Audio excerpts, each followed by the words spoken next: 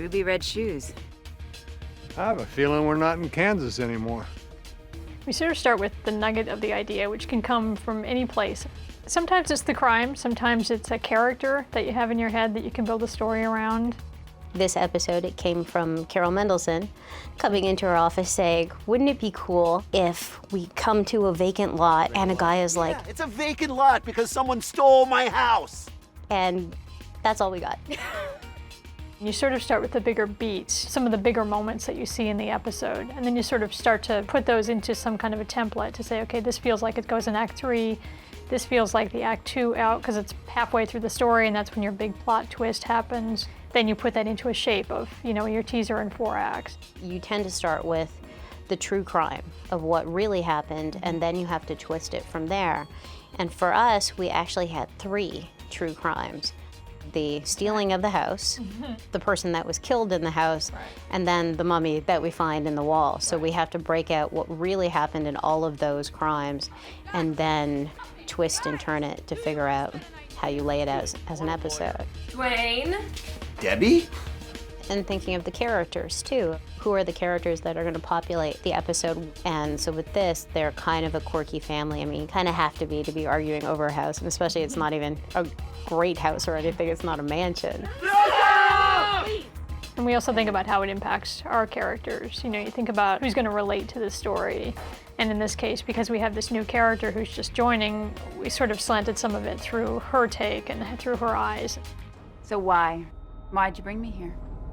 Best of the best can always get better.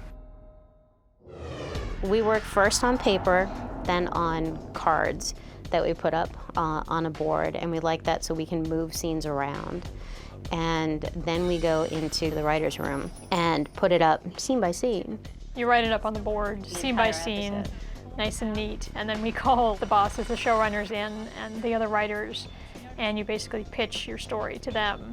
And that's your pitching everything, like CSI shots, versions, snippets of dialogue. The writer's room on CSI is the heart of the show. It's where it all starts. When you walk into the writer's room, a writer has an idea. The writer either has a pretty fully formed idea or just a great, wouldn't it be great if we could do this? They're sort of usually very fresh eyes because a lot of times they haven't been in for part of the breaking, so they get to really give you a good perspective on it. But does she actually, even though it could be any one of those 3, is she smart enough to know which one? Short cast-off arcs. It's no associated medium force spatter. Indicative of sharp force trauma. And then it's really just putting ego aside and you just get in there and ideas fly and there's no dumb idea and you just say what you think. It doesn't matter whose name's going to be on the script. The writer's room functions as the think tank of the show. And then we see her stabbed, fall, blood. So from the pitch on the board, the writer's assistant will then take down the entire board and shape that into an outline. And then we do a pass over the outline, and that goes to all the department heads and all the writers and showrunners and gives them, as we say, at the other end of the hall, production, a heads up of what's coming down the pipe story-wise. Then we go to script, and then it's scary. Then you get to start writing. Often when you're writing, you can just sort of, close your door and sit in there and really lose yourself in it and get really immersed in it. And we find too that a lot of times what you write in an outline, when you actually get into writing the dialogue and the actual scenes, may not work as well as it seemed to in an outline stage. So you may have to make adjustments accordingly.